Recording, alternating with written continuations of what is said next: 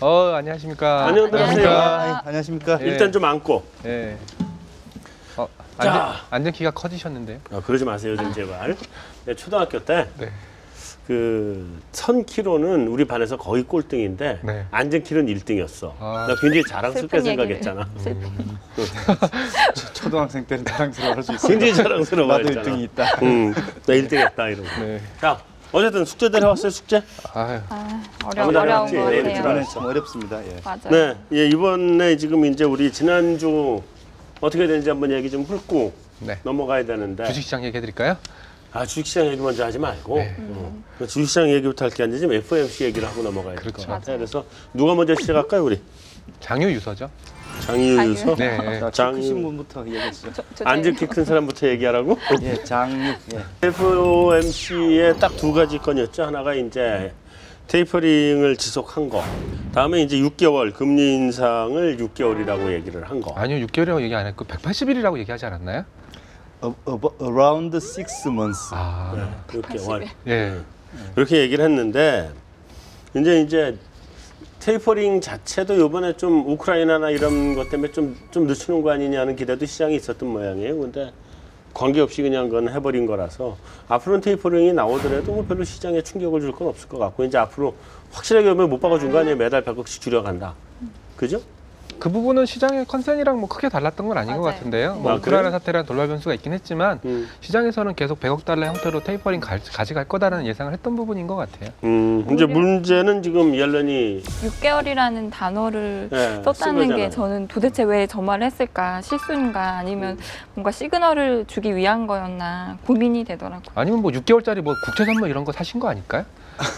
근데 너무 음모론적으로 세상을 보지 말고 뭔가 시그널을 주려고 했다라고 생각하기에는 조금 그렇게 보기는 어려운 게 이게 그 질문에 답변하는 과정에서 나온 이야기이기 때문에 미리 계획된 어떤 발언의 그건 아니었던 것 같아요. 그러면 마음속에 담고 있던 얘기를 꺼냈다라고 볼 수 있겠네요? 그렇게 볼 수도 있고 마음에 없던 얘기인데 질문을 받으니까 당황해서 그냥 얘기했을 수도 있고. 근데 사실 부의장까지 하신 분이 자기의 발언이 얼마나 시장에 영향을 줄지 몰랐다는 게 저는 좀 이해가 안 가더라고요. 그러니까 몰랐을 리가 없는데. 근데 그 고위 당국자들이 자기 자신의 발언의 영향력을 모르고 이렇게 이야기하는 경우는 뭐 드문 일은 아닌 것 같습니다. 제가 볼 때는. 뭐 술 음주 후에 뭐 답변한다든지 그런 경우를 빼면은 거의 없는 사례라고 보면 되겠죠? FOMC가 이틀하는 게 첫날은 술 마시기 위해서 이틀을 하는 거라며.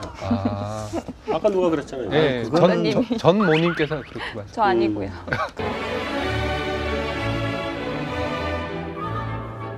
우리 바둑에 손 따라 둔다는 말 아세요? 바둑 볼 줄 아는 사람, 둘 줄 아는 사람 없을 거예요. 뭐 저는 둘 줄 압니다. 급수도 있습니다. 몇 급이에요? 8급입니다. 그거 급수라고 얘기 안 해. 손 따라 두는 사람들이 훈련이 안 된 사람 손 따라 두거든. 그 얘기가 뭐냐면 옐런이 질문을 던지니까 그냥 발언이 손 따라 두는 것처럼 나와버린 거야. 언제 할래요? 한 6달쯤 후? 이렇게 돼버린 거라는 거죠. 그러면 결국 기자의 유도신문에 넘어간 것도 있죠. 저도 지금 본부장님 말씀하신 거랑 상당히 좀 공감이 가는데요. 사실 지난번 작년 5월인가요? 그 버냉키 의장이 그렇죠. 미국 상하원 합동 그 경제위원회에서 이제 그 당시 위원장이 브래들리 위원장인가 물었죠. 이제 테이퍼링 언제 시작할 거냐 그러니까 영어로 이야기하기를 in next few meetings 이렇게 이야기를 했거든요. 그 few라는 단어를 써가지고 자신의 결정의 행동의 여지를 남겨둔 거죠. next few meeting이라면 보통 한 두세 번째 뭐 이런 보통 생각을 하는데 그래서 시장에서는 이제 5월에 그 말을 했으니까 두세 번째 후에 FOMC가 언제냐? 9월이다. 그래서 9월에는 테이퍼링 하는구나라고 했는데 실제로는 안 했죠. 그렇죠. 그러니까 안 했더라도 시장에서는 우리가 잘못 생각했구나 이렇게 하고 넘어갈 수가 있는데 6 months라고 6개월이라고 딱 이야기를 해버렸으면 이제는 굉장히 좀 자승자박이 돼버린 그 문제가 생겼죠. 하여튼 그 문제고 이제 그게 우리나라 주식시장에 충격을 줬고 다 줬잖아요. 주식시장 한번 얘기해 봐 주세요. 네, 주식시장에 가장 큰 영향을 줬는데요. 비단 한국만 영향을 줬다라고 볼 수는 없습니다. 왜냐하면 한국이 이머징 국가 중에서 빅4 중에 한국까지 그래서 한국만을 겨냥해서 영향을 줬다라고는 볼 수는 없고요. 주로 홍콩이라든지 아니면은 뭐 대만이라든지 아니면은 뭐 중국이라든지 이런 쪽에 더 큰 영향을 줬다라고 보고 있습니다. 참고로 그러니까 목요일이었죠. 그 발표되고 나서 한국 증시 같은 경우에는 거의 거의 한 1% 이상 빠졌고요. 그리고 상해 같은 경우에는 좀 미리 좀 빠졌던 부분들이 있었는데 좀 반등하는 듯 싶다가 막판에 밀려버렸어요. 그래서 전부 다 마이너스로 끝났고. 일본은 어떻게 끝났어요? 일본도 마이너스로 끝났어요. 많이 마이너스였나요? 일본도 많이 마이너스로 끝났습니다. 최근에 뭐 이따가 얘기하겠지만 일본 증시의 문제점 중에 하나가 뭐였냐면 선진국스럽지 않다라는 거예요. 선진국 증시라면은 뭔가 주식시장이 좀 안정적이고 투자자들도 부하내동하지 않는 그런 시장인데도 불구하고 일본 증시가 차트로 보시면은 봉 길이가 이만해요. 네. 거의 뭐 홍콩이나 중국 보는 느낌 아니면은 저기 베트남 보는 느낌을 받고 있습니다. 차트만 보면은. 그렇죠. 그래서 이번 정책으로 인해서 뭐 우크라이나 사태도 있고 해서 이머징 즉 신흥국에 대한 부정적인 시각은 좀 더 이어지지 않을까. 그래서 한국 증시가 지금 뭐 1920, 뭐 1910 왔다리 갔다리 하고 있는데 1900도 한 번쯤 깨지지 않을까. 뭐 그런 우려를 좀 하고 있습니다. 작년 5월에 그 버냉키 의장이 테이퍼링 이야기한 다음부터 전 세계적으로 신흥국 시장이 뭐 환율도 불안해지고 주가도 하락하고 금리도 오르고 뭐 아주 요동을 쳤었는데요. 네. 이번에도 또 그 후임자인 옐런 의장이 또 그런 어떤 단초를 제공한 게 아닌가 하는 그런 생각이 들어서 좀 불안하긴 합니다. 예. 다행스러운 점은 그때 당시만 해도 주로 많이 빠졌던 나라가 인도나 인도네시아가 좀 많이 빠졌었거든요. 우리 많이 올라오지 않았어요? 우리는 그때도 내리긴 했는데 인도나 인도네시아가 급락을 했기 때문에 그나마 그쪽이랑 비교하면 견조했는데요. 이번 같은 경우 오늘 인도나 인도네시아는 그렇게 많이 움직이지 않았습니다. 그래서 그래서 이제 어느 정도 내성은 생긴 것 같아요. 인도하고 인도네시아가 그때는 외환 안정성이 굉장히 나빴었는데 그동안 많이 좀 그 개선시켰더라고요 보니까. 그 사이에 경상 적자도 좀 줄이고 외환 보유액도 다시 좀 확충하고 이런 식으로 해서. 그래서 그런 것들을 종합해 본다면은 작년에 버냉키가 얘기했을 때 정도 수준은 아니다. 뭐 그렇게 정도는 단언을 좀 드릴 수 있을 것 같아요. 그리고 또 시장이 그때 결국은 다시 올라온 거를 한번 경험했기 때문에 아마 그때만큼 그렇게 패닉에 빠지지는 않을 것 같습니다. 외환 시장은 어땠어요? 비교적 안정적이었던 것 같아요. 근데 그래도 그날 꽤 많이 올랐었을 텐데. 그쵸, 한 5원 이상 오르긴 했는데 일단 좀 중요한 거는 글로벌 환시에서 사실 달러가 2월 이후에 달러 지수 기준으로 계속 빠졌거든요. 사실 계속 달러 강세를 외쳐왔는데 생각보다 안 오르네 이렇게 좀 그래서 달러 강세에 대한 기대가 좀 축소된 상황이었는데 다시 이제 좀 공감대가 생겼어요. 달러가 이제 강세로 다시 전환했다. 공감대가 생겼고 일단 달러 원 같은 경우는 계속 말씀드렸듯이 위쪽에서 좀 수출 업체들의 내고 물량이 계속 출해되면서 다른 통화에 비해서는 또 비교적 원화 약세폭이 좀 제한되는 그런 흐름을 보이고 있습니다. 근데 그래도 뭐 그 기존에 그 원달러 전망 60에서 90 사이였나요? 예, 일단은 1600에서 1090?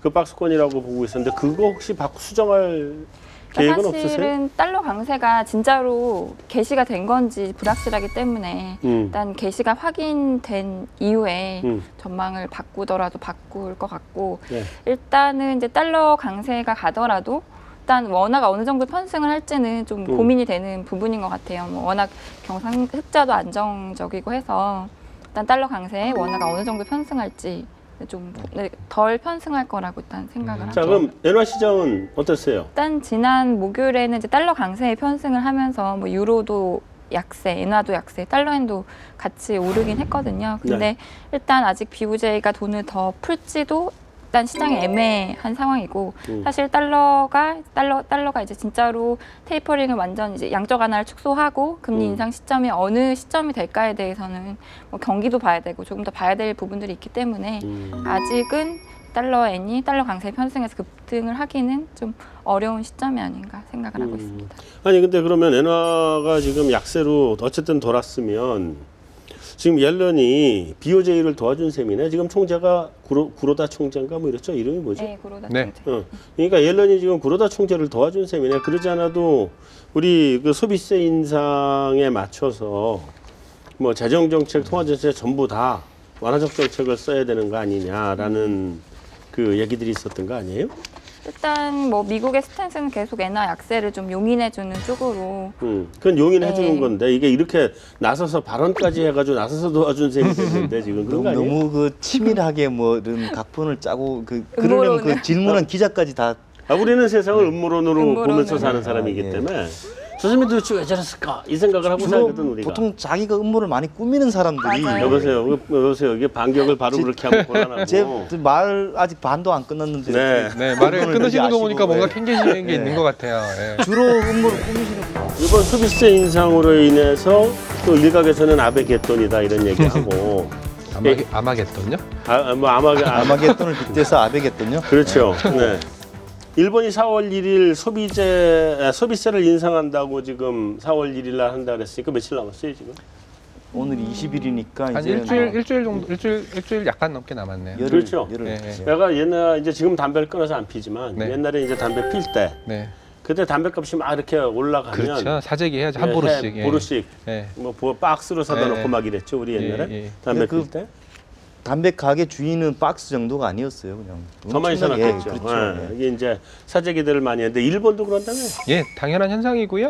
네. 그 일본 같은 경우에 소비세가 5에서 8% 올라가죠. 예, 3% 포인트 올라가기 때문에 네. 어떻게 본다면은 물가에 미치는 가격에 미치는 영향은 좀 크다라고 볼 수 있고요. 향후에는 10% 2배. 내년에 또 올려서 예, 예. 10%까지? 예. 예. 자 소비세 인상. 소비세가 뭐예요 일단? 소비세 일단 소비할 때 부과하는 세금이요. 그렇죠. 뭘 샀을 우리 부가가치 때. 세죠. 예. 우리는 10%고. 예. 그죠? 아, 영어로 하면 VAT 그건가요? 예. 아, 네, 일본은 아니요, 좀 낮은 일본은 편이. 예. 사실은 우리나라의 부가가치세하고 일본의 소비세하고는 비슷하지만 사실은 정확히 같은 건 아니에요. 어떻게 달라요 또? 그건? 그게 진짜 소비세니까 컨섬션 텍스입니다. 이게 소비재 제품을 살 때 거기에다 ON을 더 붙여서 세금을 내는 거고요. 모든 데다 5엔을 더 붙여요? 되게 100엔당 그러니까 5엔이죠. 5%를 붙이는 거죠. 죄송합니다. 네, 근데 그러면 소비하지 않는 걸 사는 건 안 붙어요? 예를 들어 어. 서비스라든지 이런 거는 소비세가 붙지 않나요? 물론 철도 운임이라든 다 붙죠. 그럼 붙는데 똑같은 거잖아 근데 결국. 우리 부가가치세는 꼭 그런 게 아니고 네. 이 다음 단계로 넘어갈 때마다 다 내는 거죠. 거래 단계가 넘어갈 때마다. 아니요, 그거 다 환급해 주잖아요. 물론 그렇죠. 이제 네. 그렇긴 한데 내는 거는 그렇게 낸다는 거죠. 최종적으로 어쨌든 간에 그 소비를 하는 최종 소비자가 부담하는 건 어쨌든 10%잖아요. 그죠? 그렇죠. 결과적으로 예. 똑같은 거를 지금 다르다 그러는 것 같은데 그게 이제 일본은 컨섬션 텍스 소비세라고 하는 거고 우리는 부가세라고 하는 거고 네. 미국은 세일스 텍스라고 하고 그렇죠. 그죠? 판매세라고 결국은 최종 소비재의 일정률이나 일정액을 그 얹어서 징수해 가지고 가는 것을 다 이런 류라고 부르는 거 아니에요? 그렇죠. 그리고 또 우리랑 다른 점은 우리는 제품 가격에 녹아 있기 때문에 사실은 부가세를 내는지 잘 모르고 잘 내죠. 모르죠. 맞아요. 그렇죠. 우리 10,000원짜리 사면 우리는 그 10,000원 안에 이미 부가가치세가 들어가 있죠. 있잖아요. 근데 그렇죠. 일본이나 미국 같은 데는 부가세가 추가로 붙어버리죠. 그렇죠. 예. 그 차이가 있긴 합니다. 네. 그러니까 우리는 도입할 때 한 방에 10%로 도입을 해버렸거든요. 그러니까 일본이 그런 면에서는 우리보다는 그 국가 정책이 잘 덜 먹히는 나라인 것 같아요. 그러니까 우리 쓰레기 분리수거하는 거 일본 하려고 하다 못한 거 우리는 그냥 한 방에 해버렸잖아요. 또 이런 것들 우리가 훨씬 잘하는 것 같아요. 일본보다. 우리는 뭐 하라면 하는 그런 그렇죠. 그런 성향이 좀 있었죠. 네. 너무 다들 군대를 갔다 오셔가지고 군대 안 갔다 오신 분도 있어요. 맞아요. 까라면 까 뭐 이런. 과거에도 보면은 이 소비세 인상 직전에 소비가 많이 늘어났다가 막상 소비세가 인상된 시점에서는 소비가 아주 급격하게 감소하는 그런 현상들이 혹시 있었습니다. 차트 준비하신 거 있지 않으신가요? 네, 예. 오늘도 이 기대에 끝나지 않게 제가 준비를 했습니다. 한번 내가 들어줘? 좀 더 큰가? 전부에도 들어줬는데. 네네. 아 그래도 이게 내가 드는 것보다 우리 미인이 네. 드는 게 낫구나. 얼굴 얼굴도 가리고 좀 같이 좀 이렇게 얼굴 나오게 가리고. 해주세요. 가급적이면. 예. 일본이 소비세 인상을 이제 인상은 아니죠. 소비세를 처음 이제 만들었을 때가 이제 그렇죠. 89년이죠. 근데 89년도에 소비세를 보시면 이제 소비세를 보통 이제 하게 되면은 뭐 이미 몇 년 전에 이미 예고를 하게 됩니다. 그때부터는 소비세를 올립니다. 소비세를 처음으로 이제 3%로 부과를 하게 되는데 그 직전에 보시면은 소비 증가율이 갑자기 확 높아지는 걸 보실 수가 있고요. 아, 그게 사재기겠네요. 그렇죠. 예. 그다음 빨간색으로 타원으로 돼 있는 부분이 이제 소비세를 인상했던 시점입니다. 확 감소한 거를 이제 보실 수가 있고요. 그냥 다 살았으니까 예. 더 이상 해야 될 이유가 없죠. 네, 이거는 이제 90년대, 97년에 이제 소비세 인상했을 때 두 번째죠. 예, 그렇죠. 예. 처음에는 이제 소비세를 없던 거를 만들고, 만들었고, 저 때는 이제 3% 하던 소비세를 5%로 올렸는데, 역시 똑같은 네, 현상. 마찬가지로 이렇게 저렇게 확 그 소비가 더 많이 감소했죠. 소비가 감소율이 지금 3.5%입니다. 97년이면 우리가 IMF 왔을 그때 그러니까 맞아요. 예. 그 80년대 후반에 일본은 저 때는 사실 부동산 경기가 좋을 때였어요. 그렇죠. 그래도 이제 그 소비가 감소를 했었던 거고 97년도에 일본은 뭐 금융 위기를 우리처럼 직접 겪은 건 아니지만 사실 일본도 굉장히 많은 그 증권회사라든가 파산하면서 충격이 컸죠. 금융시장이 굉장히 안 좋았을 때였습니다. 저도 저 때가 기억나는 게요. 왜 기억이 나냐면 제가 한번 어떤 리서치를 했었냐면은 골프장 회원권을 한번 리서치했던 적이 있습니다. 골프장 회원권을 왜 리서치했었냐면은 우리도 파생이 걸려요? 왜냐하면 골프장 회원권이 부동산 가격의 선행지수다. 왜냐하면 럭셔리 부동산이기 때문에 골프장 회원권 가격이 떨어지면 부동산 가격이 떨어진다. 고로 골프장 회원권 가격은 부동산의 선물이다라는 관점으로 리서치했었는데요. 대표적인 사례로 꼽는 게 일본입니다. 일본 같은 경우에 80년대 굉장히 호황 누리면서 골프장 개수가 뭐 거의 엄청나게 많이 늘어났었는데요. 저 97년에 거의 3분의 1이 부도가 났습니다. 골프장 회원권이. 예.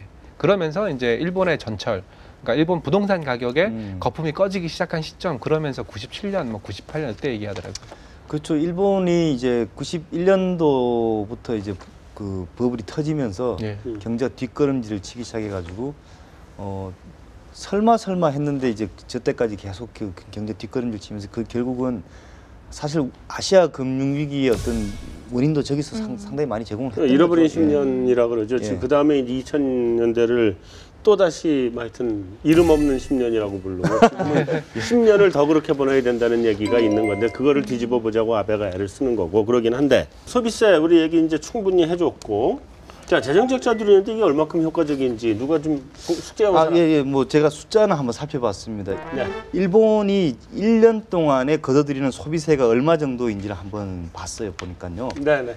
10조엔 정도를 걷어들이고 있습니다. 네. 근데 이제 뭐 밑도 끝도 없이 10조엔 그러면 도대체 이 금액이 어느 정도인지를 잘 이제 감이 안 오실 테니까 제가 말씀드리자면은 일본의 연간 GDP가 재작년이죠. 일본이 아직도 회계연도가 안 끝났으니까요. 네. 478조엔입니다. 그러면 10조엔 정도가 이제 소비세로 들어가는 거니까 뭐 작다고 보기도 어렵지만 그렇다고 해서 아주 큰 금액이다 보기도 조금 어려운 게 아닌가 하는 생각이 듭니다. 근데 2배로 올리면 20조엔. 그렇죠. 내년에 10%까지 올라가게 되면 이제 이게 20조엔이 되는 건데 일본의 연간 재정 그 적자 규모가 50조엔 정도 됩니다. 그러니까 50조엔에서 한 10조엔 정도는 이걸로 메우겠다. 그런 거죠. 예. 그래도 많이 모자르는 것 같이 보이는데요. 물론 재정 그렇습니다. 적자를 메꾸기에는. 사실은 그 최근에 일본 재정 적자가 50조엔이라고 하는데 이 50조엔이라는 게 또 어느 정도 규모이냐면은 아까 말씀드린 일본 그 국내 총생산이 네. 500조엔이 안 됐잖아요, 그죠? 470. 그러니까 재정 적자가 GDP의 10%를 지금 차지하고 있다는 얘기죠. 경상 기준이죠. 예, 물론 다 경상 기준입니다, 이거는. GDP의 10%다. 근데 그거를 한 10조를 털면은 GDP의 8%. 그렇죠. 5분의 1이 그리 여전히 많긴 많다. 그래도 여전히 많죠. 예. 그리고 더 좀 재정 쪽에 더 심각한 거는 1년에 그 걷어들이는 세수가 50조엔이 안 됩니다. 국채를 발행해서 50조엔을 조달해서 그 연간 그 재정 지출이 한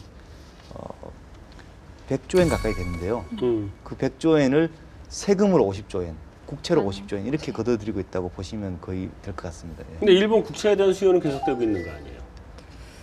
그죠? 거의 BOJ가 소화해 준다고 지금은 그리고 봐야 될 것 같아요. 일본 시중은행들한테 사라고 하면 산다고 그러더라고요. 그리고 시중은행들이 여전히 지금 그거보다 더 좋은 연금 이런 게 연기금이라는 데가 그보다 더 좋은 데가 없다고 보는 것 같은데 요즘. 근데 연기금이 2009년 이후에 이제 그 연기금 지급을 재원을 마련하기 위해서 이제 연금을 헐어서 지금 지급을 하고 있거든요. 네. 실제로 이제 국채를 계속 매각을 하고 있어요. 그리고 은행 같은 경우도 대형 은행들 같은 경우도 중장기채를 작년도에 한 10조엔 정도 팔았거든요. 그러니까 금리 이제 올라갈 거 생각을 하고 일단은 계속 좀 알게 모르게 그 BOJ가 계속 소화해주고 있기 때문에 일단 다른 주체들은 계속 국채를 좀 매각을 하고 있는 것 같아요.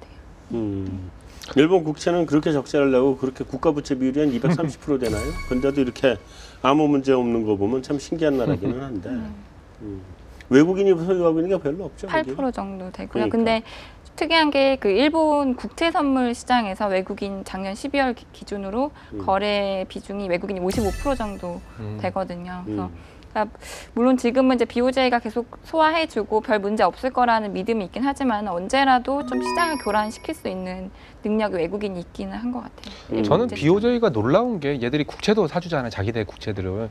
근데 주식도 사주더라고요. 회사채도 삽니다. 네. 그래서 리츠도 삽니다. 네.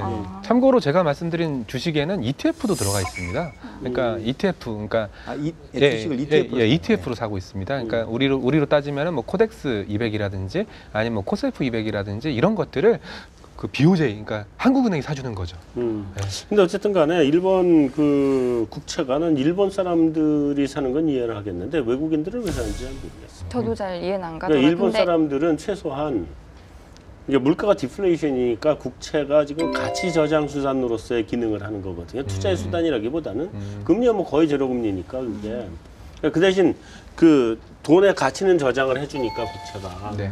그러면 물가가 떨어지면 그만큼은 돈이 남는 거죠, 사실은. 근데 외국인들은 그거 가지고 소용없잖아. 근데 환을 봐도 그렇고 그런 거 금리를 아닐까요? 봐도 그렇고 별로 그런 거 살 아닐까요? 요인은 없는 것 같아요. 일본 국채를 많이 산 다음에 그걸 뭐 호주나 아니면 한국에 담보로 맡기고 뭐 그런 용도로 쓰는 게 아닐까요? 그 아베노믹스에서 지금 이제 소비세 인상을 하는데 이 소비세 인상 카드의 의미는 뭐예요? 왜 소비세 인상을 이번에 하는 거죠? 그러니까 적자 좀 메꾸겠다는 거 하나. 그렇습니다. 재정 적자를 좀 줄이지 않으면은 작년에 언젠가는 문제가 된다는 거를 일본 정부도 알고 있으니까. 그러니까 그 양적 완화 막 하고 재정 적자 막 내고 하는 것에 대해서 보완 장치로 소비세를 인상을 하겠다는 게 하나. 예. 또 하나는 지금 물가 상승을 억지로라도 유발하겠다는 것도 있는 거 아닌가요? 소비세 인상을 그렇죠. 통해서. 예, 그렇기 때문에 소비재 물가가 한 뭐 2% 남짓 이제 오르게 되는 거니까. 그렇죠. 아무래도 물가가 오르게 되면은 이제 물가가 내릴 때 지금 디플레이션이라는 그 현상이 지금 일본으로서 골치 아픈 상황인데 일시적으로는 이제 물가 상승에 효과를 가져올 수 있는 거죠.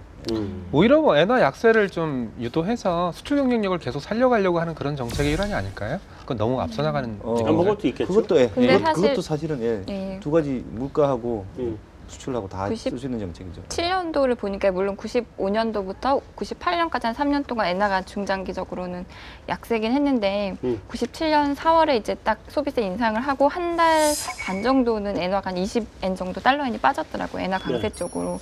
그러니까 그때 나왔던 게 이제 너무 대일 그 적자가 미국이 많이 나니까 이제 6월에 G7 회의가 있었는데 이 회의를 앞두고 미국이 무슨 어떤 정책을 취할 것이다. 그 엔화 강세를 유도하기 위한. 그리고 또 일본이 이제 일본 관료가 이제 엔화 약세를 더 이상 좌시하지 않겠다 이런 얘기들 하면서 오히려 소비세 인상을 하고 한 달 반 정도는 엔화가 또 강세로 갔더라고요. 근데 물론 이후에는 또 98년 후반까지는 약세로 가긴 했지만은 그게 근데 변수가 너무 많아서 맞아요. 사실은 정확한 이유를 알기는 어렵습니다.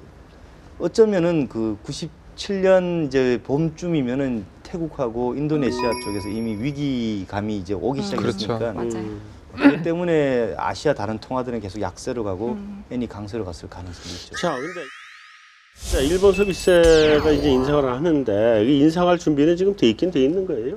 일본 경제가? 이게 뭐 사실 안 할 수는 없는 것 같고요. 이게 마냥 미루다가는 이제 재정 적자의 어떤 그 때문에 일본 정부가 파산할 지경까지 갈 가능성이 있으니까 안 할 수는 없는 건데 어차피 한다면은 지금 해야 되지 않을까 하는 것도 제 생각입니다. 지금 어쨌든 니케이 주가도 많이 올라왔고 최근에 조금 뭐 일본 사람들이 약간은 조금 뭐 심리적으로 주춤한다고는 합니다만 20년 동안 그 내버려뒀던 그런 부동산에 대한 기대 심리라든가 뭐 투자에 대한 어떤 기대 심리 이번에는 회복되지 않느냐는 그런 기대 심리가 좀 강할 때 그때 하는 게 차라리 좋지 않겠냐는 생각이 듭니다. 저는 그 말씀에 동감하는 게 제가 오기 전에 뭐 일본 부동산이라든지 뭐 리츠라든지 이런 것 좀 점검을 좀 쭉 해봤어요. 말씀하신 것처럼 리츠 가격들이 좀 많이 올랐더라고요. 그런 거 봤을 때는 어차피 일본이랑 우리나라랑 부의 근간이 부동산에서 출발한다라고 가정을 했을 때 어느 정도 그런 소비세 인상을 감내할 수 있는 그 기본적인 체력은 갖춰진 것 같다라는 판단이 좀 쓰고 있습니다. 수지 적자는 어때요, 정승지원관? 사실 저는 이제 일본이 해결해야 될 제일 큰 문제는 무역 적자가 아닌가 싶어요. 원전 가동이 70% 이상 되기 전에는 무역 적자를 벗어나기 힘들다고 하더라고요. 역시나 계속 경상 쪽 흑자가 계속 줄어들면 어쨌든 일본 국채를 소화할 수 있는 능력도 떨어지고 재정 적자도 더 커질 수 있고 그래서 제일 지금 해결해야 될 문제는 무역 적자가 아닐까. 온전히 가동이 안 되면은 예. 에너지를 계속 수입을 해서 예, 다른 식으로 지금 적자가 사실은 거기서 나오는 적자잖아요, 그죠? 예. 그래서 지금 뭐 올 여름쯤에 한두 대는 가동이 될 수도 있다고 하더라고요. 그래서 예. 딱 보니까 그 2011년 3월부터 적자로 돌아서가지고 맞아요. 예. 지금까지 한 달도 안 빼고 계속 적자를 보이고 있더라고요. 2011년 3월이면은 우리 그 동일본 대지진 났던 그 그 시점이죠. 예. 엔화 약세가 에너지 수입을 더 키우고 그러니까 별로 도움이 안 된다는 거죠. 수지 측면에서는. 예. 근데 걱정스러운 거는 이제 뭐 그런 거예요. 그 엔화가 이제 엔화 약세 문제 소비세 인상이 발생을 했을 때 두 가지 측면을 우리가 봐야 되는데 하나는 이제 수출입 문제. 그 문제고 또 하나는 이제 소비의 문제. 이 두 가지의 우려인데 수출입은 오히려 엔화 약세가 되는 게 일본 기업들은 지금 수익성이 좀 좋아지고 좀 자금을 쌓아두게 되니까 그런 측면에서는 좋은데 이게 이제 낙수가 지금 없는 것 같아요. 그죠? 예, 그렇죠. 만약에 이게 낙수가 좀 안 되고 이게 민간의 월급을 올려줘서 이게 낙수가 돼줘야 되는데 또는 투자를 늘리든지 그런데 낙수가 좀 잘 안 되는 상태에서 소비세만 올라가게 되면 일본 사람들 아주 전형적인 특성 절약이잖아요. 그러면 소비가 더 위축되는 거 아닌가 내수가? 그게 제일 걱정이에요. 그 선순환 구조를 만들어낼 수 있는지 못 만들면 악순환으로 갈 텐데. 그게 이제 걱정이 되고 있기 때문에 아베 총리도 계속 기업들한테 그 월급을 올려주라는 요구를 계속 지금 하고 있는 거죠. 사실. 근데 우리 정부가 옛날에 그 이명박 대통령 때 그 강만수 장관이 환율 일부러 그렇죠. 높은 환율 유도해서 고환율 해놓고 유도했죠. 기업들 그거로 돈 많이 벌었으니까 그거 가지고 투자 좀 하고 월급도 좀 올려주고 해야 되는 거 아니냐고 얘기했지만 예, 아무도 안 했잖아요. 그렇죠. 일본 기업도 마찬가지 아닌가 지금? 그래도 지금 임금 인상은 조금씩 나타나고 있고 내년도 고용 계획도 그래도 올해가 지금 10.7% 늘어났고 전체적으로 내년에도 한 15% 정도 대졸 채용 수를 늘 계획이 있다고 그러긴 하더라고요. 그리고 오늘 또 재미난 경제 지표가 하나 나왔는데요. 우리가 빅맥 지수 아시죠? 각 나라의 빅맥을 그 환산해가지고 그 나라의 하나 먹고 싶다, 배고프다. 그렇습니까? 근데 또 재밌는 지수가 나왔는데 빅맥을 하나 사기 위해서 몇 시간 노동을 해야 되냐 그런 지수 나왔습니다. 뭐 예를 들어서 인도 같은 경우에는 뭐 6일을 일해야 빅맥 하나 살 수 있다. 근데 우리나라 같은 경우에는 제가 정확하게 요즘 저도 나이가 먹다 보니까 기억력이 한 5분에서 한 10분 정도밖에 안 돼서 빅맥이면 1시간이면 될 것 같아요. 우리나라 같은 경우에는 1시간 안 되겠다. 3시간, 4시간 뭐 그 정도로 돼 있었고요. 일본이 1시간인가 2시간으로 좀 약간 제일 짧은 축에 속했었습니다. 그런 거 봤을 때는 방금 말씀하신 내용, 즉 뭐 월급을 좀 올려준다든지 뭐 그런 것들이 그런 지표에는 좀 나와 있는 게 아닌가 그 생각을 좀 하고 있습니다. 사실 오늘 여기 오기 전에 일본 경제 지표들 한번 쫙 다 훑었거든요. 요즘 숫자는 다 지금 기억을 못하지만 저랑 같은 과시고 네, 같은 과. 내가 거기 있으면 좀 더 앞서가는 과라고 봐야 될 거예요. 그러긴 한데. 아무래도 그렇. 이분이 지난 2회 동안 쌓였어 아무리 봐도. 표정이 전형적인 굉장히 즐거워하면서 얘기하네. 근데 봤는데 일본 경제 지표들이 다 좋더라고. 특히 선행 지표 같은 경우 아까 되게 이쁘게 나오던데. 굉장히 잘 나오죠. 선행지표. 소비자들의 신뢰 지수 이런 것도 좀 좋은 편이고. 거기 좀 꺾였나? 소비세 인상 때문에 좀 꺾였는 모양이다. 그거 제외하고 나머지는 뭐 수출도 계속 수입이 더 같이 늘고 있어서 그렇지 그것도 늘어나고 있고 모든 점에서 일본은 다 좋은 것 같아요. 그래서 아베노믹스가 결국은 이제 그렇게 되면 성공할 것이냐 성공 못할 것이냐에서 여기에 투표 한번 해봅시다. 성공한다는 사람 손 들어보고 성공 못한다는 사람 손 들어보고 그런데 일단 못한다는 사람부터 절반의 성공은 그런 거 맞아요. 저도 절반의 성공. 우리 단칼로 삽시다. 좋습니다. 단칼 좋습니다. 성공 못한다 손 들어보세요. 혼자? 둘? 그럼 성공한다. 그러면 2대2 못하는 이유도 그러면 우리 이따가 더 이상 묻지 말고 이따 이제 이게 캐스팅 보트가 있어야 되잖아. 그러니까 태문영 기자가 오면 태문영 기자한테 물어봐서 태연아 기자요? 태연아 기자한테 물어봐서 근데 그 성공과 실패의 어떤 그 객관적인 기준을 만들어 놓아야 이제 이걸 가지고 나중에 우리 한 맞아요. 1년쯤 후에 네. 그때 성공했다고 하는 사람들이 많이 옳았다라고 이야기하려면은 주가로 하시죠, 주가. 그럴 필요 없어요. 그냥 내가 성공했다 그러면 성공한 거고 망했다 그러면 망한 거야. 뭐. 아니, 그나저나 엔화는 어떻게 전망을 해요? 양적 완화 나왔다 같이 서비스 인상하고 양적 완화 나왔다. 엔화 중기 전망. 일단 올해는 지지력을 유지를 할 것 같아요. 일단 올해는? 말씀하셨듯이 BOJ도 추가 완화할 가능성이 있고, 어쨌든 이제 하반기 되면 이제 뭐 미국이 금리 인상을 언제 할까 뭐 그런 얘기들이 나오긴 할 거니까 달러에는 좀 지지력을 유지하는 쪽으로 가지 않을까. 그래서 상단 한 110엔까지 일단은 110엔? 가능하지 않을까. 올해? 네, 올해 상단. 110원 가면 우리나라의 웬만한 주식들은 다 충격이 무지하게 클 거라고 봐야 그렇죠. 되는 자동차라든지 네. 뭐 이런 쪽 IT 소비재 같은 경우에는 충격을 좀 받을 수 있을 것 뭐 엄청 같은데. 봤죠? 아니 근데 아무래도 달러 강세 때문이라면 이제 원화도 좀 이렇게 같이 편승하는 부분이 있을 거고 달러 강세 사실 근데 지금까지 데이터를 보니까 일본 기업들이 실적은 좀 좋아졌는데 사실 정말 수출이 늘어나려면 물량 기준으로는 사실 작년에 일본 수출이 늘진 않았더라고요. 네. 그러니까 좀 뭔가 혁신을 하고 투자를 해야 되는 그래야 좀 이제 수출 물량이 늘어날 것 같은데 아직 그 정도의 마음은 아닌 것 같아요. 일본 기업들이. 근데 이제 그런 거가 있거든요. 미국의 아주 꽤 유명한 경제 이코노미스트였는데 네. 그분이 115엔을 얘기한 거는 근거. 미국 정부가 115엔까지는 용인할 용인할 거다. 것이다라는 의미가 더 들어있는 것 같아요. 내가 보기에는. 근데 용인하는 것과 실제로 시장에서 이게 안전자산 선호 현상이 일어나면서 엔화가 강세로 가는 거는 또 다른 얘기거든요. 지금 그럴 가능성도 상당히 있는 거 아니에요? 안전자산 쪽으로?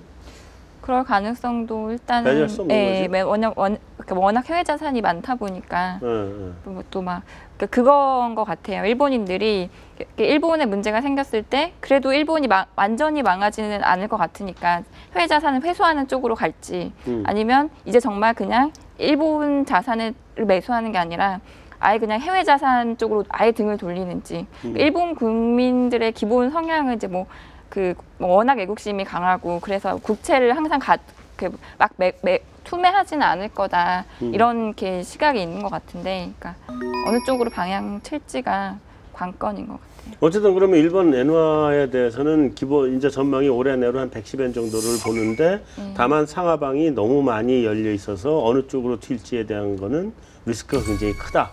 이렇게 올해는 보면 저는 한 100엔에서 110 정도. 올해는 100엔에서 110이면 10%네요? 외환 시장에서는 좀 엄청난 범위 아니에요 지금? 아니 작년 10% 움직이는 건 흔한 일인데. 흔한 일이에요? 네, 알겠습니다. 죄송합니다. 뭐 네. 어차피 코스피 전망도 뭐 1900에서 2400 뭐 이렇게 네. 가니까. 자, 그러면은 니케이는 어떻게 돼? 예, 니케이는 아까 올려놓기로 했잖아. 예, 니케이는 일단은 뭐 제 의견도 중요하시겠지만 제가 이제 만나는 고객들이 네. 주로 이제 헤지 펀드 매니저들이 제 고객이고요. 요즘은 롱숏 펀드 뭐 어떤 종목 사고 어떤 종목 파는 그 롱숏 펀드가 유행인데 한국 롱숏 시장은 좀 제한이 있어요. 뭐 대차라는 거래를 통해서 주식을 빌려와야 팔 수 있기 때문에 요즘은 글로벌 롱숏. 근데 한국이랑 시간대가 틀려버리면 또 매매를 못 하기 때문에 주로 이제 글로벌 롱숏 그러면은 한국, 중국, 일본 세 개를 묶어서 롱숏을 치는 경우가 많습니다. 그래서 제 고객 중에 한 분이 한국, 일본, 아시아 퍼시픽 롱숏을 하는 그 매니저분이 제 고객인데요. 제가 궁금해서 물어봤죠. 아, 정말 당신은 일본에 대해서 어떻게 보고 계십니까? 라고 물어봤더니 작년만큼 핫하지는 못할 거다. 그리고 워낙 많이 오른 부분도 있고 하니까 작년만큼 니케이가 뭐 팍 치고 올라간다든지 그런 건 힘들다. 그렇지만 요즘은 아무래도 이머징 신흥국에 비해서는 선진국이 좋은 건 확실하거든요. 그리고 일본도 아시아권에서는 선진국으로 분류된 아시아 태평양권에서는 선진국으로 분류된 유일한 시장이고요. 그래서 유동성이라든지 아니면은 뭐 진입 조건, 뭐 차입 조건 이런 것들이 굉장히 좋기 때문에 여전히 일본은 우호적으로 보고 있다.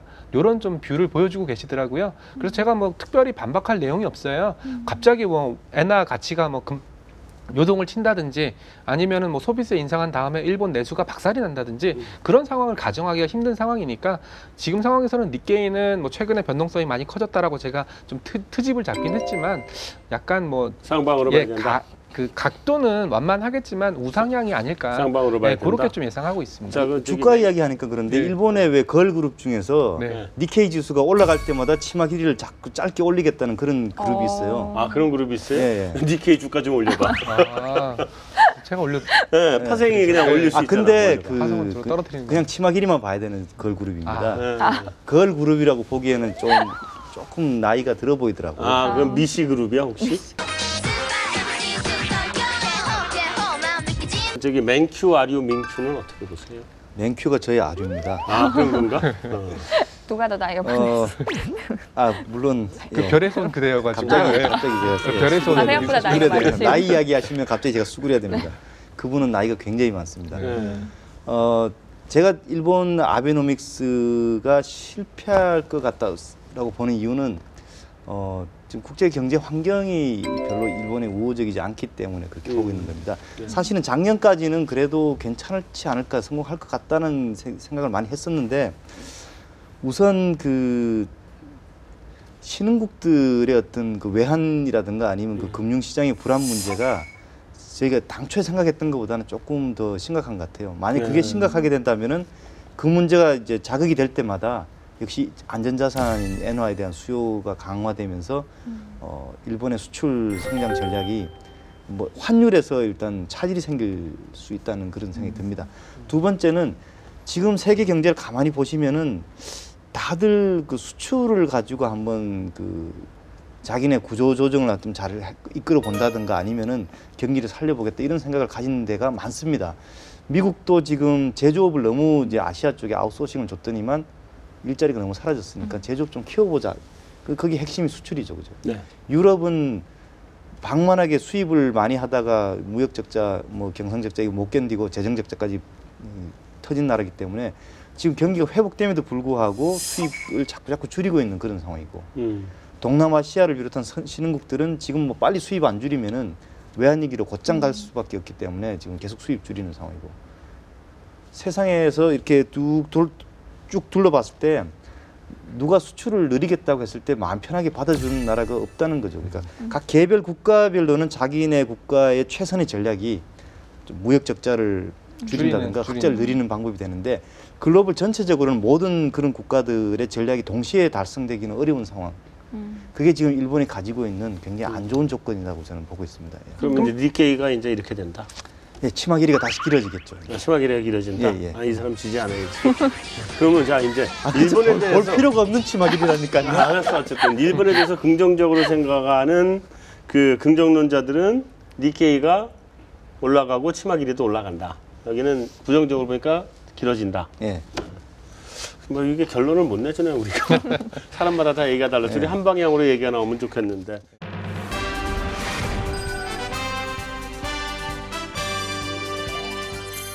네, 우리 태문영 기자 나왔는데. 안녕하세요. 태문영 기자 아까 안녕하십니까. 없을 때 네. 우리가 내기를 했어요. 네. 일본 아베노믹스가 성공한다, 망한다.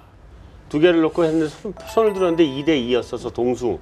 자 이제 그래서 태문영 기자가 캐스팅 보트를 쥐고 결정을 해줘야 돼. 성공한다, 망한다. 지금 표정은 기권 이럴 것 같은데요. 근데 여기서 결정되면은 이제 일본이 진짜 그렇게 되는 건가요? 근데 성공한다 그러면 성공하는 거고 망한다 그러면 망하는 거야. 무서운 결정이네요. 무서운. 뭐 갑자기 열도를 막. 저는 망한다까지는 아니어도 네, 시들해지지 않을까 생각해요. 시들해진다. 네.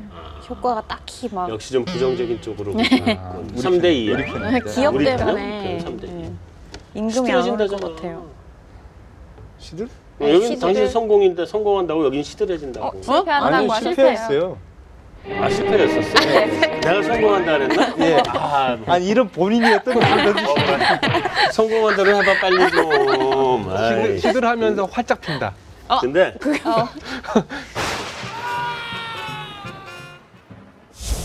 아베노믹스가 이제 자칫하면 갈 수 있는 거는 결국은 제일 중요한 건 그거예요. 아베의 지지도가 얼마나 오래 갈 것이냐. 어쨌든 이제 우리 아베노믹스 얘기 그만하고 네. 외신 전해주세요. 오늘 뭐 골랐어요?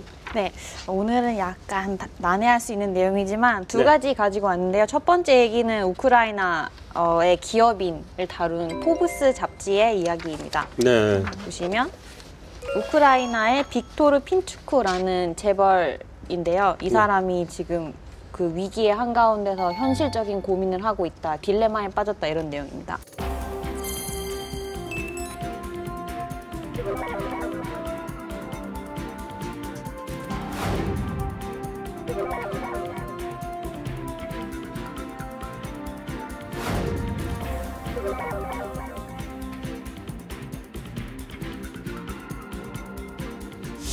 보시면은 이렇게 생긴 사람이거든요. 멋있게 생겼다. 러시아 사람이랑 똑같이 생겼어요. 아, 네. 눈이 아주 그냥 네. 멋있다. 주름이 아주. 네. 그래서 보시면은 내용을 보시면 이 빅토르 핀추크, 이 핀추크라고 하면 이 사람이 사업가이자 자선가이기도 한데 보시면 이렇게 개인 기업가가 고민하고 있는 부분에서도 알 수 있듯이 지금 우크라이나랑 러시아랑 러시아가 크림반도를 차지한 쪽으로 거의 가닥이 잡혔는데 서방 외신에서 보면 보통 다 거의 러시아를 비난하는 그런 논조거든요. 근데 러시아의 입장에서는 딱히 다뤄진 글이 많이 없는 것 같아요. 근데 저는 정말로 우크라이나가 러시아랑 아예 관계를 끊고 이유랑 그 손을 잡는 게 정말 유리한 결정인지 저는 좀 개별적인 견해도 듣고 싶어서 이렇게 가져왔습니다. 네, 한번 얘기해보죠.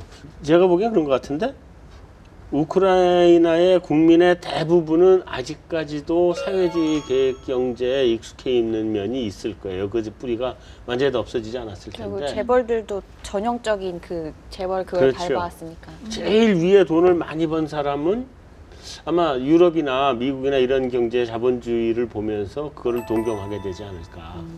그리고 얼핏 들은 느낌인데요. 이분께서 갖고 있는 사업체가 국영기업 아니에요? 우리로 따지면은 옛날 국영 아니에요? 지금 민영이죠? 그러니까요. 사실 정치권하고 좀 손을 잡지 않고서는 힘든 사업이죠. 그렇죠. 네. 송유관 우리나라로 따지면은 뭐 송유관 공사라든지 아니면 뭐 방송국이라든지 이런 쪽이니까 어떻게 보면은 방금 말씀하신 것처럼 국영기업을 민영화하는 과정에서 부를 축적한 그런 형태의 재벌이 아닐까 의심이 네, 되고요. 맞아요. 이렇게 싸게 예. 민영화했을 때 뭐 지분을 인수해서 예. 일단 은행을 세워서 민영화 되려고 하는 산업체의 지분을 싸게 산 다음에 나중에 경영권 행사하는 방식으로 이렇게 그렇죠. 재벌이 되는 전형적인. 그렇게 하려면 이제 전형적으로 이제 그 정치권하고 네. 줄을 많이 대가지고 그렇게 하는 결과적으로 게 우크라이나가 아직 유럽식의 경제 구조로 가기에는 좀 쉽지 않다. 경제 기반이 너무 약한 것 같아요. 그리고 대체로 그 주변에 있는 그 나라들이 다 소련이 친러. 공급을 해주는 에너지에 의존하는 바가 크고 경제권이 소련 쪽에 옛날 이제 소련이 이제 러시아 쪽 경제권에 많이 가까이 가 있고 이래서 그건 본인의 희망사항이지 실제로 그렇게 될 수 있느냐는 다른 얘기 같은데. 그렇죠. 그 서유럽의 어떤 그 경제 뿌리라는 게 18세기 뭐 예를 들어서 1776년에 발간된 그 아담 스미스의 국부론이라든가 이런 때 기반을 두고 뭐 자유로운 경제 활동, 뭐 보이지 않는 손 이런 것들이 그 사회의 어떤 이념으로 자리 잡으면서 이렇게 발전해 온 건데요.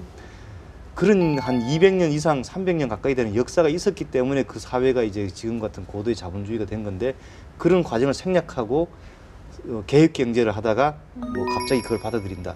상당히 좀 쉽지 않은 그런 시간이 좀 걸리겠죠? 예, 그렇죠. 요즘 저희도 이제 논의가 많이 되고 있는 부분들이 그 통일과 관련된 논의를 좀 많이 하고 있어요. 증권사 쪽에서. 통일 대박이죠. 예, 그렇다면은 아마 우크라이나와 같은 사태가 벌어지지 않을까 생각을 해요. 왜냐하면 개성공단만 놓고 따져도 솔직히 북한의 값싼 노동력 그리고 남한의 자본 이런 것들이 결합된 그런 형태인데 바로 북한에서 뭐 남한식의 뭐 경제 민주화로 간다든지 그래버리면 거기 내에서도 상당히 큰 소요가 있지 않을까 그런 생각을 얼핏 좀 하고 있습니다. 근데 바로 경제민주화 못 갈 거예요. 네, 네, 네. 그것도 시간이 걸리죠. 네네네. 먼저 그것도 그 1인당 GDP가 거기도 올라와야 이제 그렇죠. 그런 움직임이 되고 지금은 기아를 벗어나야 되는 상태이기 때문에 그 상황에서는 그렇게 하기 그래서 초코파이를 좀 마음껏 먹어야. 그렇지. 예, 예. 그리고 초코파이 시컷 먹고 나요. 그다음에 라면 하나 주세요. 뭐 이런 소리 나오고 네, 그렇죠. 그러면. 그다음에 이제 뭐 예를 들어서 몽쉘 통통을 먹는다든지 그렇죠. 아니면 OS를 먹는다든지. 네, 다음 갑시다. 이제 너무 멀리 간 것 같으니까 예. 다음으로 넘어갈 시간인 것 같아요. 아무리 봐도. 다음 소식은 이코노미스트지에서 가지고 온 소식입니다. 커버 스토리입니다. 보시면은 왜 동물들이 이렇게. 네, 이게 무엇을 의미하느냐 하면은 정경유착을 의미하는 이번 소식인데요.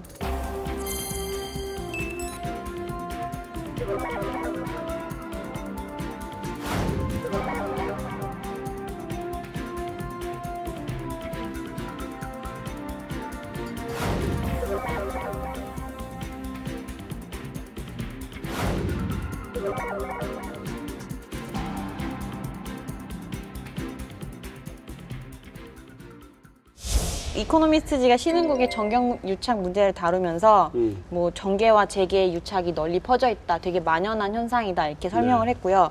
장기적으로 봤을 때는 경제 성장에 해롭다라고 이렇게 지적을 했습니다. 뭐 예를 들면은 뭐 러시아나 우크라이나 아까 얘기했듯이 올리가르히라고 하죠. 우리나라의 재벌 이렇게 하고 또 우리나라에는 재벌이 있고 일본의 경우에는 뭐 옛날부터 있었던 거지만 뭐 K레츠 해서 계열, 종합 상사 이런 의미의 재벌 또는 정경유착의 한 형태가 있다고 하더라고요. 이코노미스트지는 지금 믿을 수 있는 거는 신흥국의 중산층이 성장을 하면 정경유착에 대한 불만이 조금 커지면서 이걸 좀 타파하자는 목소리가 커지지 않겠느냐 이렇게 하면서 그 중산층에 좀 힘을 실어주는 그런 얘기를 했는데요.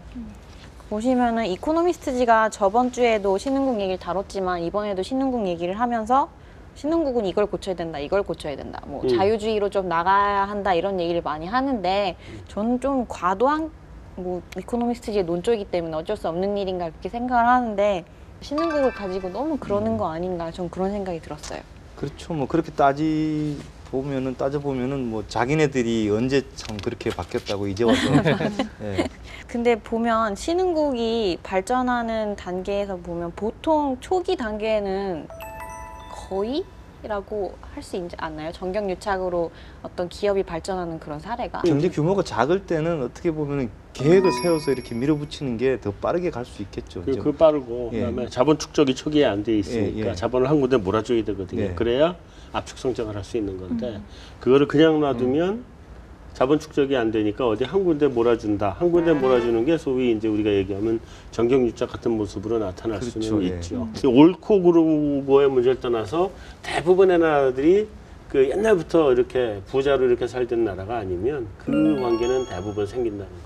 미국도 철도 놓으면서 그렇지 않았나요? 철도 놓을 때도 그랬고 네. 그다음에 그리고 철강왕 그 네. 이제 거기도 록펠러. 마찬가지고 네. 록펠러 그 철강왕 카네기고 또 록펠러가 정유회사죠. 그것도 처음에 심했죠. 그렇죠. 독점 만드는 네, 그렇죠. 과정에서. 그래서 그때 처음으로 기업 분할법이라는 게 네, 적용됐었잖아요. 그래서 쪼개버렸죠. 예, 원래 예. 스탠다드 오일을 뭐 무지하게 많은 거로 다 찢어버린 게 그때니까. 네. 올챙이적 생각 못해. 그러니까요. 근데 저희가 이제 고등학교 다닐 때라든지 그때 보면은 경제를 배우는 게 아니라 앞에 두 글자가 더 붙지 않습니까? 정치 경제. 네, 우리가 경제학 고등학교 때 과목에 경제학이라는 과목은 없어요. 뭐 상업 이런 건 있을 수 있겠죠. 뭐 그쪽으로 배우면. 근데 항상 우리는 정치 경제를 배웠단 말이에요. 지금은 정경이네. 네, 그렇죠. 우리 둘이 붙어 있으니까 유착이고. 그래서 저는 그때 뭘 느꼈냐면은 경제라는 것을 딱 떼서 하나의 그 그룹이고 또 정치는 또 떨어져 있는 하나의 그룹은 아니다라는 생각을 좀 했었어요. 오죽했으면 정치 경제를 같이 배웠겠지 않습니까? 그래서 그런 의미에서 본다면 이코노미스트의 논조는 내가 잘하고 있으니까 너는 왜 못하니? 나는 이만큼 하고 있어. 너희들이 날 따라와. 이런 느낌을 좀 받고 있어요. 그래서 내가 곧 진리자 법이다. 막 이런 식으로 좀 전 세계 경제 대통령처럼 그렇게 큰 소리를 좀 치는 게 아닌가. 뭐 그런 생각이 좀 얼핏 드네요. 근데 신흥국 위기가 지금 제일 핫한 이슈라서 계속 그런 거 아닐까요? 작년부터 계속 그러니까 지금 불과 얼마 전엔 자기네들이 아주 큰 경제 위기를 겪었는데 이제 와서는 신흥국들한테 훈수를 좀 두려고 하는 것 같아요 보니까. 그 대체로 보면 유럽 중에 이제 영국의 언론이 그런 경향이 많아요. 세계의 언론인 것처럼. 미국은 오히려 안 그러거든요. 그거는 언론은. 미국은 정부가 이제 세계의 정부인 것처럼 하죠. 아 그렇네요. 네, 세계 대통령이죠. 네. 근데 이제 또 그 연준 의장은 자기는 세계의 중앙은행장이 아니다 이런 얘기를 하긴 하지만 대체로 근데 영국의 언론들을 보면 걔들의 행태가 세계 언론인 것처럼 하는 경향이 있어요. 그래서 영국의 언론들이 그런 걸 많이 하는 것 같아요. 그런데 어쨌든 간에 그럼에도 불구하고 사실은 저런 지적이 우리가 듣기는 싫어도 그래도 저거 뼈 아프게 들어야 되는 지적들인 것 같긴 해요. 우리나라도 아직 그 말하자면 사회적 자본이라고 하는 게 충분하게 그 쌓여있는 나라가 아니잖아요. 그래서 아직도 뭐 배임의 문제라든가 이런 것들이 빈번하게 일어나고 그런 나라기 때문에 그런 부분은 우리가 전반적으로 또 좀 그 고쳐가지고 나가야 이 상태에서 선진국으로 올라갈 수 있는 계기는 만들어지지 않을까 하는 생각이 드네요. 실제로 그런 움직임들이 있어요. 요즘은 이제 어떤 식의 움직임이 있냐면 최근에 뭐 연금 쪽 아니면 기금 쪽 그 자본력이 커졌지 않습니까? 그러면서 이제 착한 기업 착한 기업, 뭐 사회 책임 투자, 책임 투자 이런 이름으로 그 많이 얘기를 하고 있고요. 사회 책임 투자라는 게 세 가지로 그룹핑이 됩니다. ESG라고 합니다. E는 환경, S는 소셜, 사회 공헌, G는 거버넌스, 지배구조. 바로 그런 쪽에 이제 초점을 맞추는 그런 움직임들이 있기 때문에 비단 뭐 이코노미스트지에서 그렇게 언급을 하지 않는다고 해도 충분히 우리 자생적으로 그런 거에 대한 노력은 있지 않나. 최근에 또 국민연금이 만도의 대표이사 선임을 반대했었거든요. 뭐 반대한 이유는 저도 정확하게 기억이 안 나는데 뭐 최근에 뭐 그 재벌들 대그룹 회장님들이 좀 그 불미스러운 일들이 좀 많지 않았습니까? 그런 거에 대해서는 국민연금이라든지 이런 연금 쪽에서 뭐 이사 선임이라든지 이런 걸 반대하는 그런 투표를 하고 있습니다. 그래서 충분히 아직은 좀 우리 눈에는 안 띄지만 저희들 보기에는 좀 약간 그런 움직임들은 보여주고 있어서 조금씩 바뀌어. 예, 조금씩 바뀌고 있기 때문에 아주 부정적으로 볼 필요는 없다 이렇게 생각하고 있고요. 제가 2주 전 방송인가 한번 말씀드렸는데 미국 10대 부자와 한국 10대 부자의 차이점. 미국 10대 부자는 한 명만 빼놓고 다 창업. 한국 10대 부자는 한 명만 빼놓고 다 상속. 예, 언젠가는 그게 좀 바뀌지 않을까 싶어요. 자, 그럼 우리 오늘 그 마무리하기 전에 우리가 그 지난주 최대 이슈가 이제 옐런의 말실수라고 하는 것인데, 이게 말실수인지 아니면 일부러 예방주사를 놓은 건지 다들 궁금하거든요. 그래서 외신들은 지금 그거를 실수 쪽으로 보는지 아니면 예방주사로 보는지 한번 외신 좀 소개 좀 해주세요. 네, 외신의 전반적인 평가는 데뷔 무대에서 신참이 실수를 했다. 이렇게 보는 편이에요. 근데 옐렌 의장을 신참이라고 부를 수 그래요. 있나요? 좀 그렇긴 맞아요. 한데 기자회견의 의장에서는 신참이었다는 신참이죠. 건 네, 의장 뭐 기자회견의 데뷔 무대 이런 거니까 거기서는 약간 실수를 한 게 아닌가 평가를 하는데요. 뭐 구체적으로 말씀을 드리자면 비즈니스 위크지에서는 첫 번째 상당한 실수를 저질렀다. 너무 구체적인 시기를 밝혔다 이렇게 얘기를 했고요. 뭐 다른 FOMC 위원들이 다음 기자회견 때는 옐런 의장할 때 원고만 읽으세요 라고 얘기해도 괜찮지 않을까 이렇게 얘기를 했어요. 어디서 많이 듣던 얘기인데요. 네, 그렇게 얘기를 했고 다음에 파이낸셜 타임즈를 보시면 데뷔 무대에서 발을 헛디뎠다. 그래서 금리 인상 신호를 보내버렸다. 이렇게 또 평가를 했고요. 어떤 전문가는 옐런이 미끼를 물었다. 라고까지 얘기를 했어요. 뭐 기자가 그 유도신문에 손달았던 거지. 그럼 속마음이 그 6개월은 맞다는 그런 전제 하에서 나온 분석들 아닌가요? 그런 것 같아요. 아니면 오히려 기자가 그걸 의도하지 않았을까요? 그렇죠. 당신은 밥을 먹고 싶습니까? 뭐 이러면 먹기 싫어도 예 먹고 싶은데요라고 얘기하는 것처럼. 그러니까 윽박질렀다고 몇 개월이라고 생각을 전혀 안 하고 있었는데 물어보니까 아이고 6달? 이렇게 얘기했다 이제 걸렸다는 이런. 그래서 그렇죠, 예. 굳이 6달인지 1년인지 명확히 알기 어려울 것 같네. 마지막으로 JP 모건의 한 이코노미스트는 옐런이 버냉키 의장처럼 모호한 답변을 하는 법을 좀 배워야 하지 않겠느냐. 모호함이 필요하다. 이렇게 또 설명을 했습니다. 근데 세계적인 언론에서 분석한 거나 뭐 우리가 조금 전에 이야기한 거랑 큰 차이가 없네요. 그죠? 그렇죠. 비슷비슷한 예. 아직 모르겠다는 그런 자부심이 막 생깁니다. 근데 여기서 얻을 시사점이 딱 하나 있어요. 예. 그 훌륭한 이코노미스트는 모호한 대답을 해야 된다. 네. 그렇죠. 네. 모호한 대답을 네. 해야죠. 네. 우리 경제 어떻게 되나요? 뭘 가실지 안 가실지 모르시는 맞아요. 거잖아요. 그러니까 조심해. 훌륭한- 영모, 모반 네. 이런 거 조심해야 우리 돼. 한 본부장님은 훌륭한 이코노미스트. 네. 어쨌든 간에 나는 훌륭한지 안 하는지 모르겠는데 우리 그 이주열 총재 내정자 신분이었었죠. 국회 청문회 할 때. 청문회 끝나고 난 다음에 아무런 이런 언론에서 이런 얘기 안 나온 거 보니까 모호하게 대답을 잘하셨던 거 아닌가. 맞아요. 외신에서도 별 얘기가 없었어요. 외신에서도 없었어요? 네. 국내에서도 뭐 굉장히 평가가 좋았던 것 외신에서 별 얘기 없는 거는 관심이 없다. 없어서 그런 거 아닌가요? 존재감이 부족했다는 얘기군요. 한국은행 총재가 해외 언론에서 관심을 받는 일은 거의 없지 않을까요? 가끔씩 있었죠. 가끔씩 옛날에 BOJ 쇼크나 뭐 이런 것들. 아니면 한국은행 총재가 금을 보유량을 줄이겠다고 했다든가 뭐 그런 거죠. 네. 어쨌든 뭐 우리 이주열 총재께서는 이런 우리 최소한 국내 언론에서만큼은 막 이런 실수했다 이런 얘기를 들은 거는 전혀 없는 거 보면 네, 아주 모호하게 네. 답변을 잘하신 거 아닌가. 네, 성공적인 데뷔를 하신 거죠. 네, 그렇게 보여지네요. 자, 오늘 얘기 여기서 마무리하고 다음번에는 더 재미있는 외신을 갖고 와주시기 바라겠습니다. 네. 감사. 모호한 외신. 모호한 외신으로. 자, 수고하셨습니다. 네, 수고하셨습니다. 네.